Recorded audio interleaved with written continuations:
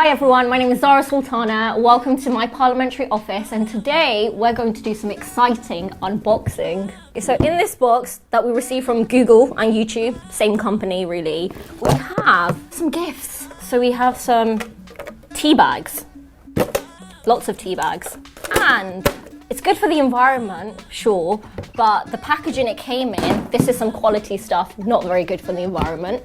This letter could have been sent as an email. They really didn't need to laminate it and send it through, but they did. My message to Google is thank you for the gifts, but I would rather you paid your tax. Okay, we're just gonna throw those away. Do you know those shows where they just go shh and they disappear? Our next gift box is from an organization most of us are familiar with, Heathrow.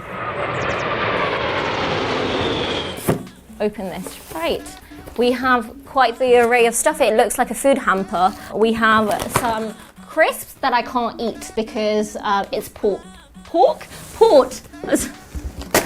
Should we do that again? We have some crisps that I can't eat because of the port. We've got some biscuits. We've got some tea bags, a pen, some fiery chili jam, which I never knew was a thing, but that's a thing. This is a portable charger. My message to Heathrow is, thanks for the food, but it's not going to buy me out because my priority in Parliament is working on the climate emergency. I want to work on an international Green New Deal, working with people across borders, because we know that our enemy travels by private jet, not migrant dinghy. And a third runway would mean that the UK will not achieve its climate objectives. So thanks, but no thanks. Tempting, but no. So these gifts came as the biggest surprise. It really opened my eyes to how lobbyists work in Parliament, because it's not just these gifts. Often we're walking through the parliamentary estate and there's an entire corridor where big business will wine and dine MPs, and it's not because they just want to give them free food. They're doing it with a clear objective of influencing them. Once you get beyond the dinners and the receptions, there's also holidays and trips that are funded by big business, including foreign governments. In one particular case, the former chairman of the Conservative Party was flown out to Saudi Arabia by the Saudi government, while at the same time the British government was selling arms to Saudi during its war in Yemen. It's perfectly all right as long as nobody knows. So there's a direct correlation in terms of the gifts, the donors to the Conservative Party, and what they get in return.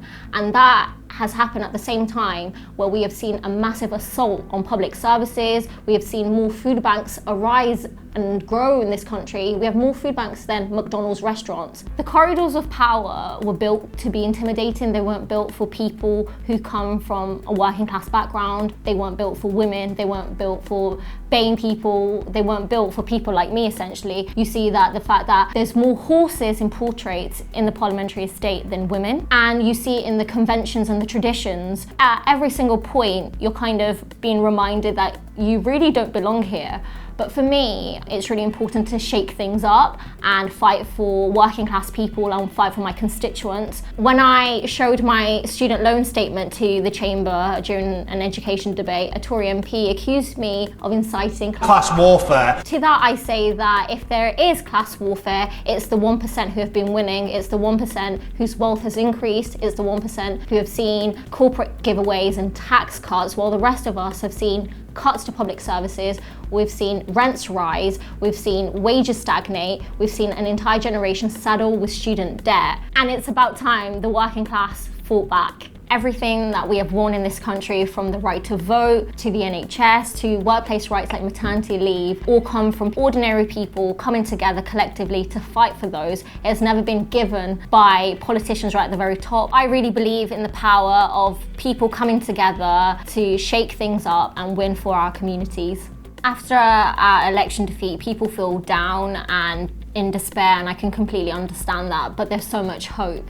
When we look at what's happening in the US, where after Bernie lost in 2016, he has built the most beautiful coalition of Black, white, Asian, Latino, gay, straight. He's uniting the working class in the US to take on the billionaire class, and we can do that in the UK too. So don't give up hope, because we have to come together, we have to win, and we have to win to save our planet, we have to rebuild our communities, we need to defeat the racists, and we need to build a Britain that works for the many.